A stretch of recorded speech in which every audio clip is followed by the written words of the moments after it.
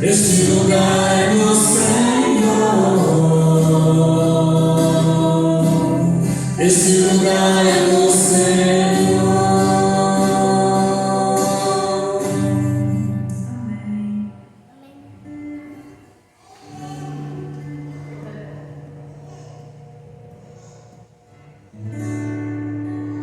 Enche o meu coração de ti.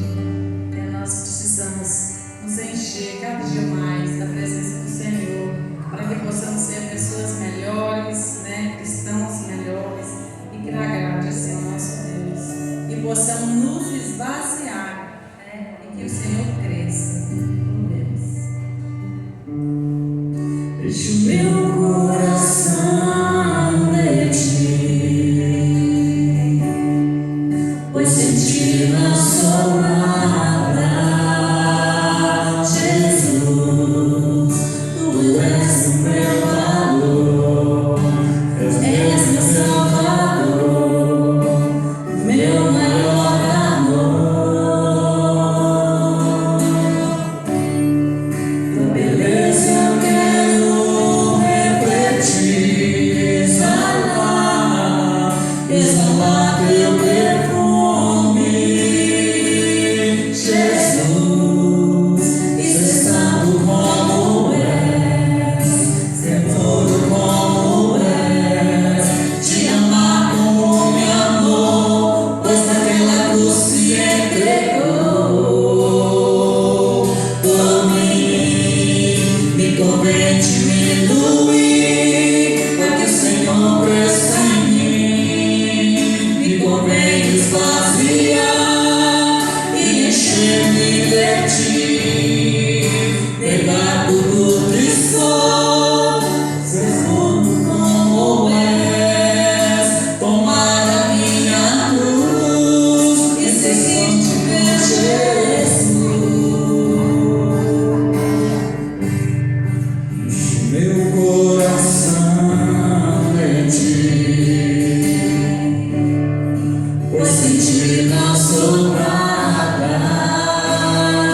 Jesus, tu és o meu valor, és meu Salvador, meu maior amor. Tua beleza eu quero refletir, exalar teu perfume, Jesus, e ser santo como és, ser puro como és, te amar como me amou, pois naquela cruz se entregou por mim.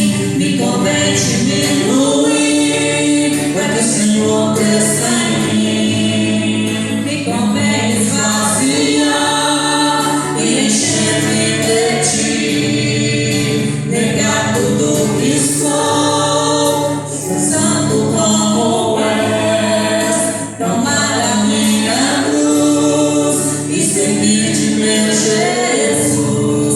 Me convém diminuir, para que o Senhor cresça em mim.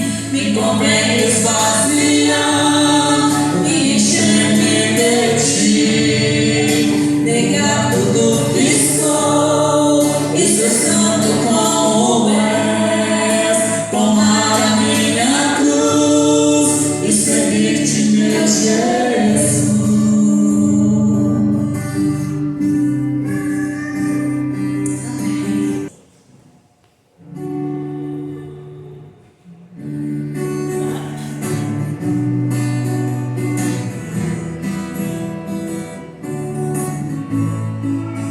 Vamos nós trabalhar, somos servos de Deus e o Mestre seguir os caminhos do céu. Com o seu conselho, vigor renovar, diligentes fazendo o que ele ordenar, no amor sem cessar, a servir a Jesus, com amor e fé e com oração, até que volte o bom Senhor.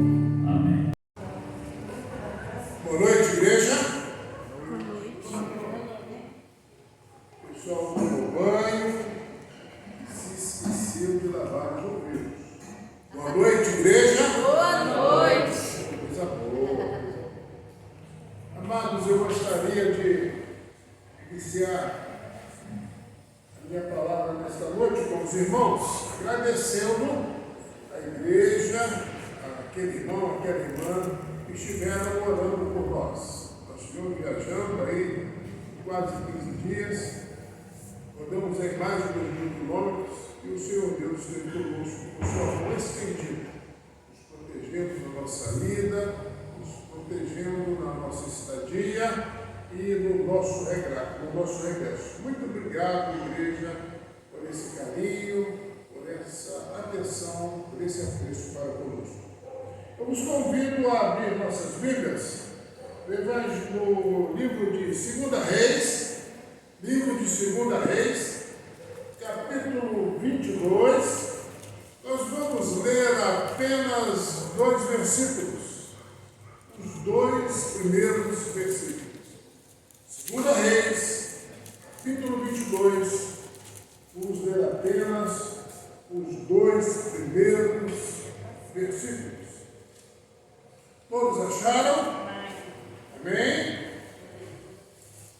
Diz assim a palavra do Senhor: tinha Josias 8 anos de idade quando começou a reinar, e reinou 31 anos em Jerusalém.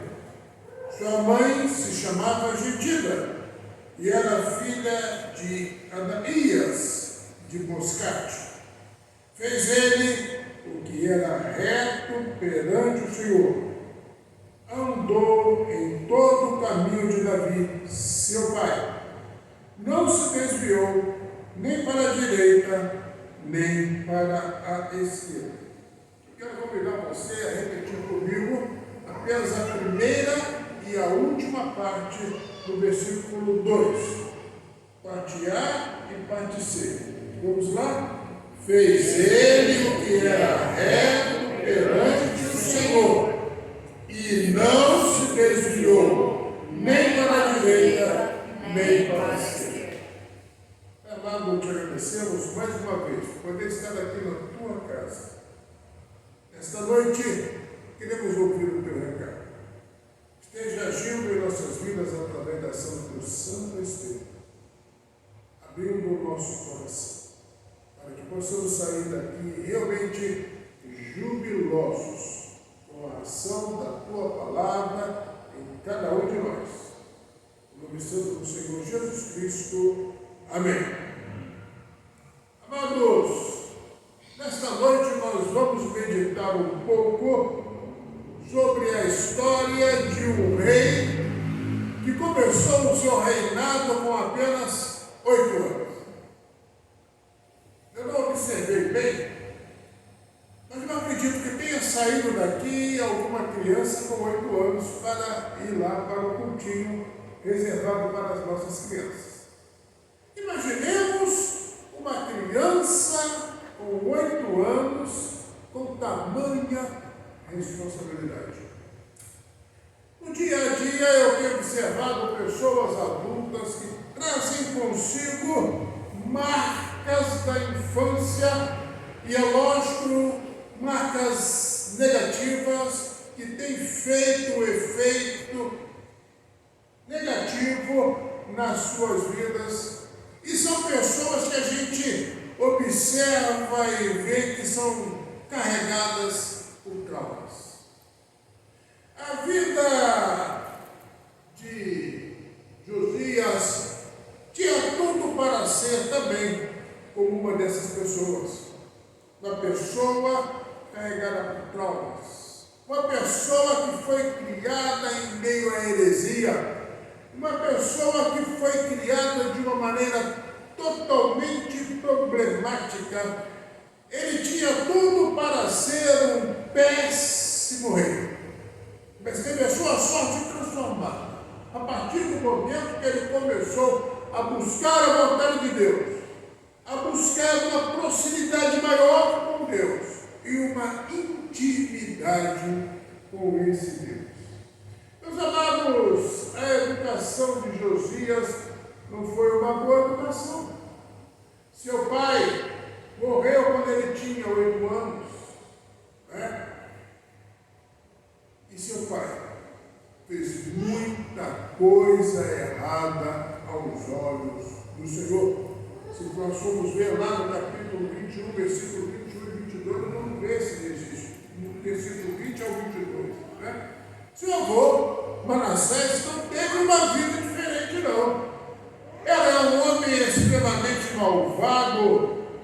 chegando a ponto de sacrificar seu filho como holocausto a um Deus pagão. Josias não tinha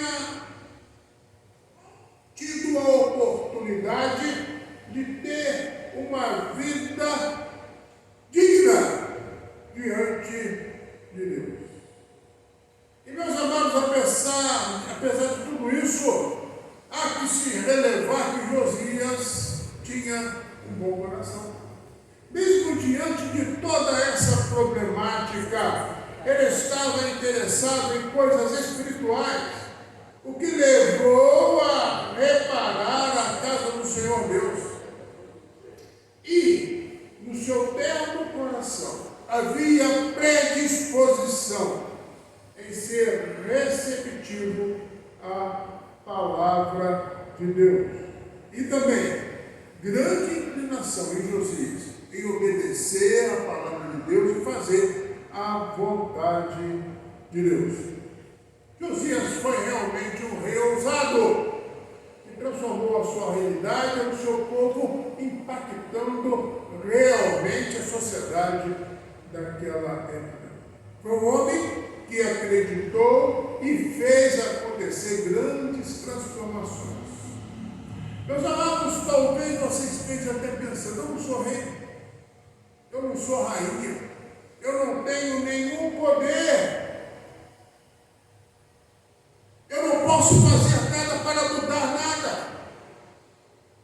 Mas acredite, talvez isso está acontecendo na sua mente, esse pensamento tem vindo até você, porque está lhe faltando uma boa dose de fé. Certamente, aquela convicção genuína de que Deus pode transformar a sua sorte e fazer de você um canal de bênção na vida das pessoas que te rodeiam, seus familiares, seus amigos, seus colegas de escola, de trabalho. Meus amados, hoje eu quero te convidar a se conscientizar que é necessário nos aproximarmos de Deus. Já hoje, agora, buscar andar nos seus princípios, porque esta é a única saída que nós temos para conter a maldade que permeia esta sociedade contemporânea e os seus efeitos nefastos para cada um de nós, para os nossos familiares, para os nossos amigos. E com foco na vida do rei Josias, eu quero lhe convidar a refletir um pouco sobre alguns pontos importantes. Em primeiro lugar, eu quero lhe dizer que o título da nossa mensagem nesta noite é Josias, um rei ousado. Josias, um rei ousado. Primeiro ponto, a perversidade precisa ser aniquilada de entre nós. Imagine alguém com 8 anos. Que idade tem o seu filho, Mateus? 5. Que idade tem o seu neto, dona Analina? Está quase, hein? Mais um ano. Imagine alguém com 8 anos governando uma nação. Esse fato aconteceu 640 anos antes de Cristo. Seu avô, Manassés, havia sido um terrível governante, um péssimo governante.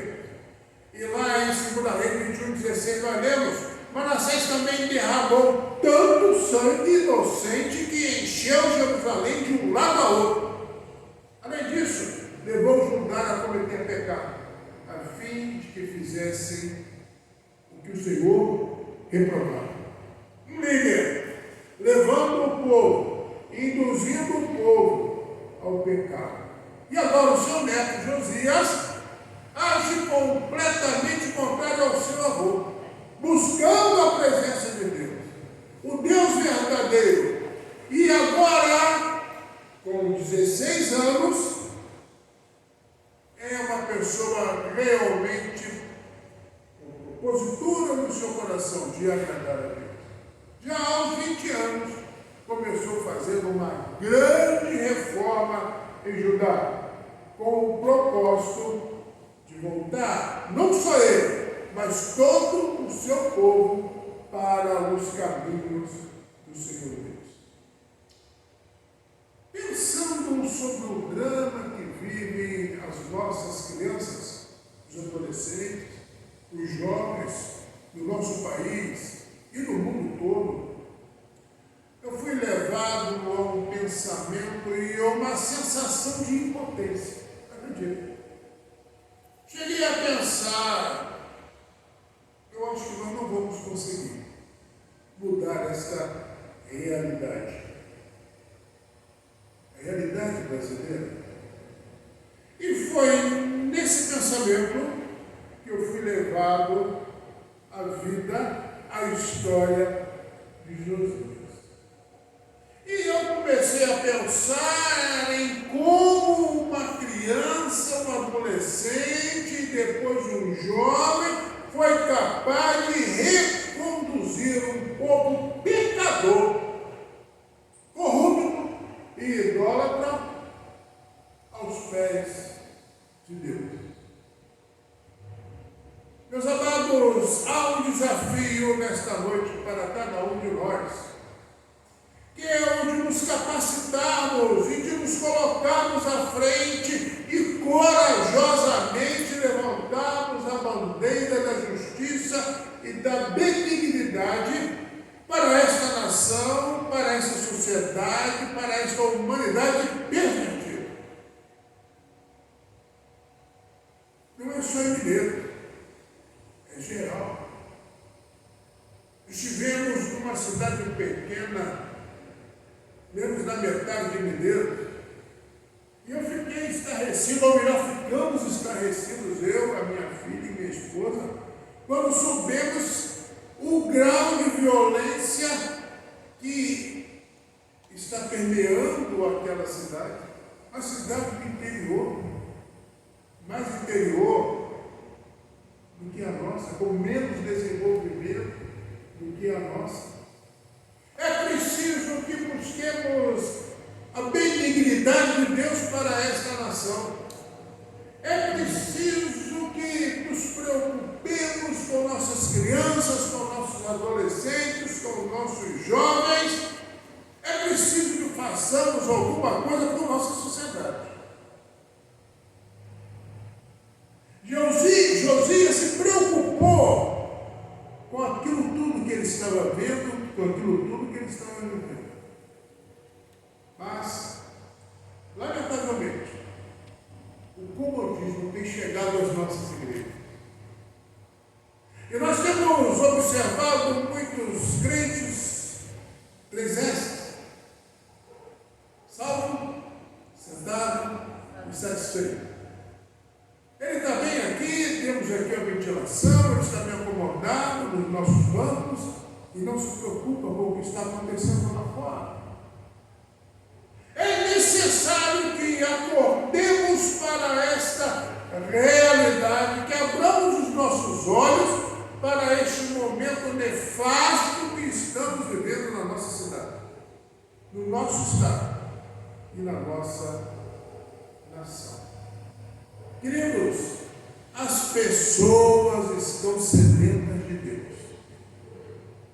As pessoas estão sedentas de Deus. Como os irmãos sabem, eu sou do Leão Internacional e não vieram sempre os Novos Testamentos para distribuir. E nessa viagem, especificamente nessa viagem, uma coisa que me marcou. Mais de meia dúzia de pessoas que eu pude entregar o Novo Testamento me disseram: era isso que eu estava precisando. O outro: era de tudo isso que eu necessitava. Como eu precisava receber este conteúdo? As pessoas estão carentes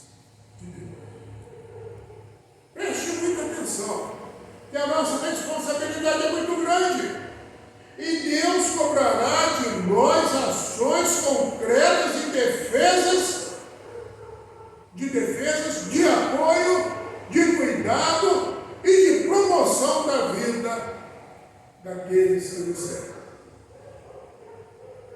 Temos essa responsabilidade. E essas pessoas são importantes para o reino de Deus. Tenhamos isso presente em nossa mente. Segundo lugar, sair da presença de Deus é uma inclinação antiga. Não era agora. Não era agora. Se nós formos desde lá o início da Bíblia, nós vamos ver pessoas que estavam na presença de Deus e pelo pecado saíram da presença de Deus. Começou com Adão e Eva lá no paraíso. É verdade. Os nossos primeiros pais começaram se escondendo de Deus. Tudo de terrível e abominável a Deus Josias viveu nos seus dias. E nós também estamos vivendo nos dias de hoje. O afastamento daquele povo de Deus era evidente, como é hoje também. A nação tinha se afastado de Deus de verdade. O livro do templo tinha se perdido, ou seja, não tinha guardado. A Páscoa precisava ser restituída. Os ídolos bem espíritas tinham que ser removidos da terra. O pecado e a moralidade estavam muito difundida, incluindo as prostitutas nos cultos masculinos. O povo praticava culto a Deus Astarote em meio a orgias e prática de prostituição cultural. Essa era a vida daquele povo. Eles chegaram ao cúmulo de acreditar e de instalar prostitutos culturais das dependências do templo. Olha a que ponto chegou aquele povo. Além de fazer sacrifício de criança, nós podemos ver isso em 2 Reis 23, 7 a 10. Passavam a sacrificar seus próprios filhos e filhas. 2 reis, Acais e Manassés, sacrificaram seus próprios filhos. Essa era a triste realidade que aquele povo estava vivendo. E lamentavelmente, ainda hoje, vez por outra, nós tomamos conhecimento pela mídia de crianças que foram sacrificadas. É uma verdade. Então a nossa realidade hoje não é muito diferente daquele tempo, não. Aqui em Mineiros, uma vez tivemos uma situação dessa, uma mãe que tentou sacrificar o seu filho, sua filha, e os seus filhos não se recordam disso. Os poderosos, os ricos, estavam tomando os pobres, oprimindo e saqueando-os, fazendo seus escravos. Havia ódio no meio do povo. E agora chega Josias contra tudo isso que estava acontecendo e destruir os altares seguidos por Salomão aos falsos deuses, com Baal, Camus, Moloque e a deusa Astarote. Em terceiro lugar, eu quero meditar com você um pouco sobre sair da presença de Deus. É a raiz de todos os males. Sair da presença de Deus é a raiz de todos os males. Eu não sei se vocês já observaram, já tiveram a oportunidade de ter essa experiência, de conversar com alguém que estava na igreja, e ele sai, deixa esse ambiente gostoso, salutar, benéfico, esse ambiente sadio que é a igreja, e se afasta. Eu nunca nunca vi alguém que saiu da igreja e fica melhor do que quando estava na igreja. Alguém conhece? Eu não conheço. Normalmente a pessoa que se afasta dos caminhos do Senhor, ela cai. E essa queda leva a pessoa a muitos problemas, a muitos males.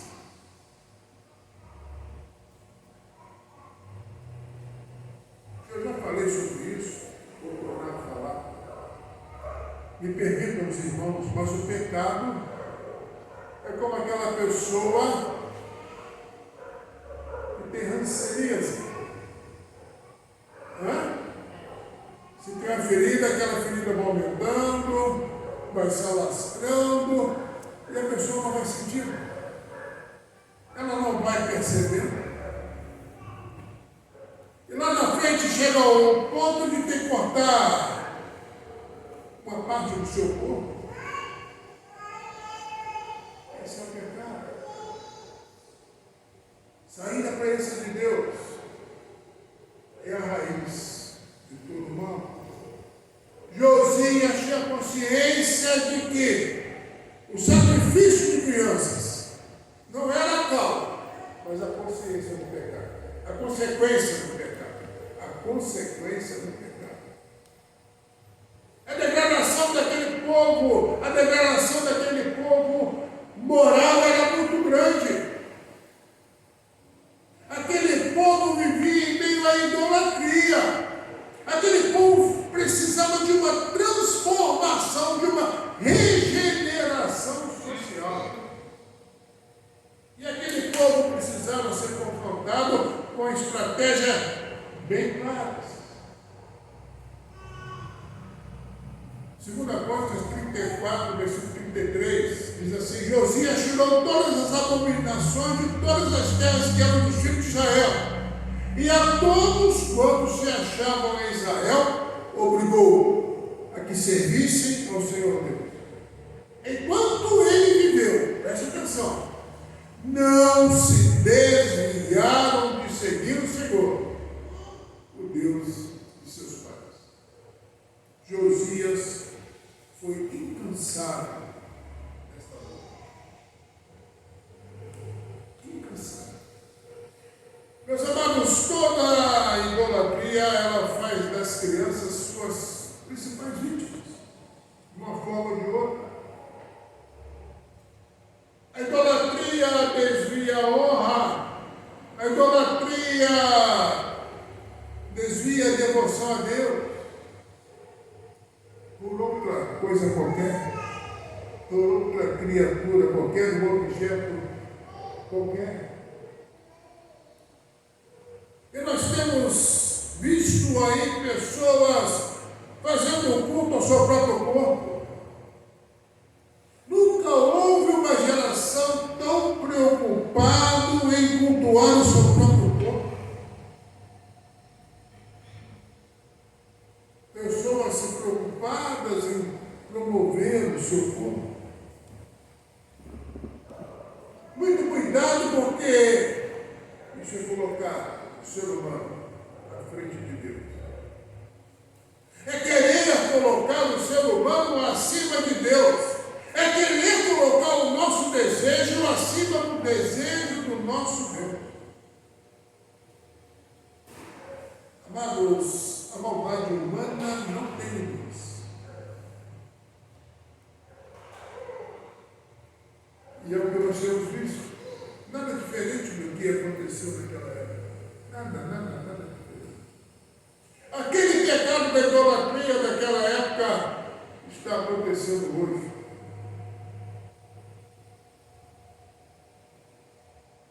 Falsos deuses para todo canto. Deuses maus, manipuladores. E a dura consequência é o sacrifício feito. Termina esbarrando, termina chegando nas crianças.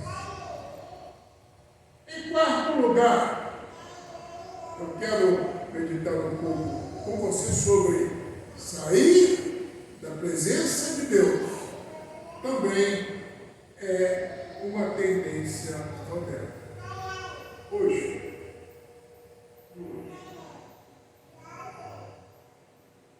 De repente você pode estar pensando, mas quando está falando em idolatria, eu não tenho nenhum santo na minha casa, eu não tenho nenhuma santa, eu não tenho nenhum quadro, não tenho nada, não me dobro diante de nenhuma imagem. Você pode ter alguma coisa que você idolatra, sem ser um santo ou uma santa. Você pode idolatrar a sua casa. Você pode idolatrar seu cônjuge, seu filho, seus pais. Você pode idolatrar os seus estudos, o seu trabalho. Muitas pessoas chegam a esse ponto da busca incansável, cega aos seus próprios interesses. Meus amados, é preciso ter muito cuidado. É preciso ter muito cuidado. Porque, como consequência disso, nós estamos vivendo uma geração de crianças com problemas.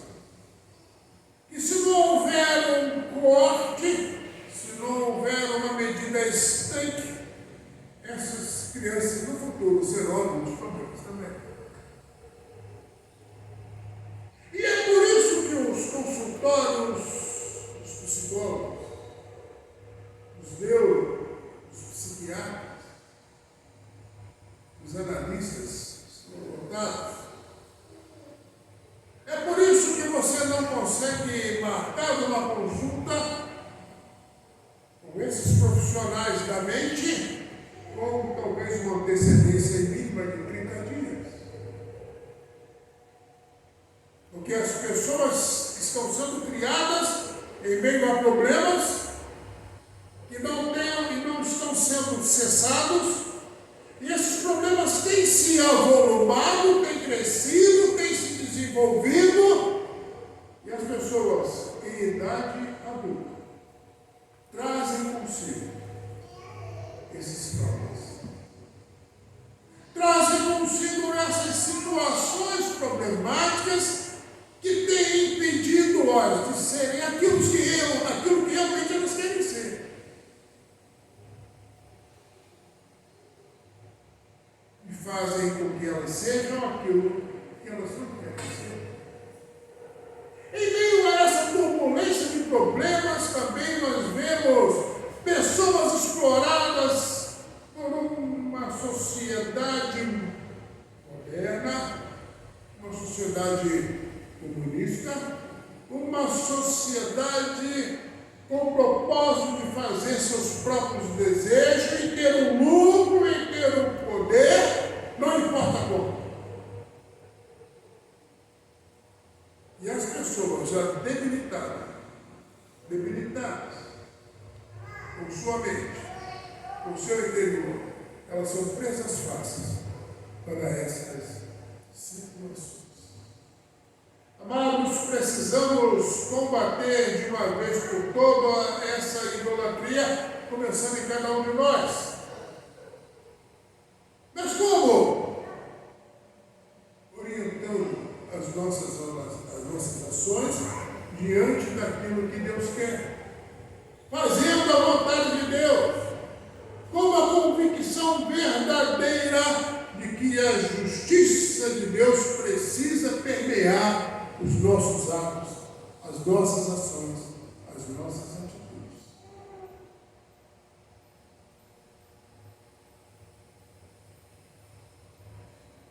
Quinto lugar, e último lugar, retornando à presença de Deus.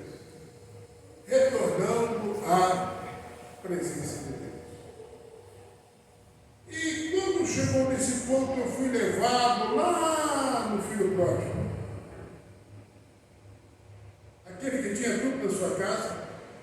nada lhe faltava, mas insatisfeito com essa fartura, com o amor do seu pai, com tudo aquilo que ele tinha na sua casa, ele partiu.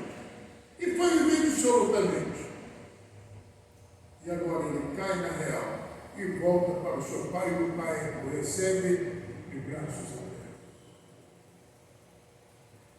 De repente, você pode estar pensando, mas eu não saí de casa, eu não saí da igreja. Não talvez fisicamente, não talvez de forma que possamos perceber, e você também. Mas de repente você tem andado distante da vontade de Deus, distante da presença de Deus, distante do seio dessa família espiritual que é a igreja. E nessa noite, você que aqui está e você que vai nos assistir posteriormente, eu quero lhe fazer uma alerta. É importante voltar para a presença de Deus. É importante retornar para o Pai. Josias viu a iniquidade do povo, mas sabia que havia uma solução. E essa solução estava na presença de Deus. Essa solução se encontrava no altar de Deus. O nosso Deus hoje, Ele quer que a gente volte também. É preciso que a gente reconheça, que a gente veja onde é que nós caímos e voltemos para Deus. Amados, a nossa sociedade está à beira da falência. A nossa sociedade precisa ser reestruturada verdadeiramente em Deus. É preciso haver uma reconstrução, uma reestruturação.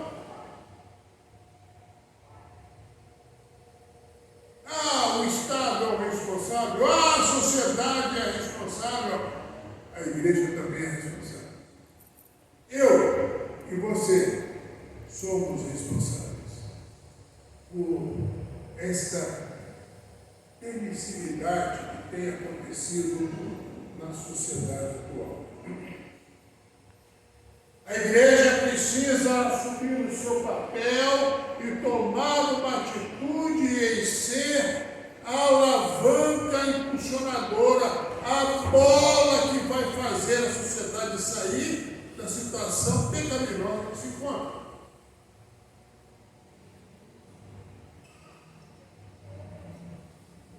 Meus amados, o problema é espiritual. O problema é espiritual. E eu quero encerrar as nossas considerações nesta noite, fazendo um desafio para mim, para você, para todos nós. Precisamos hoje,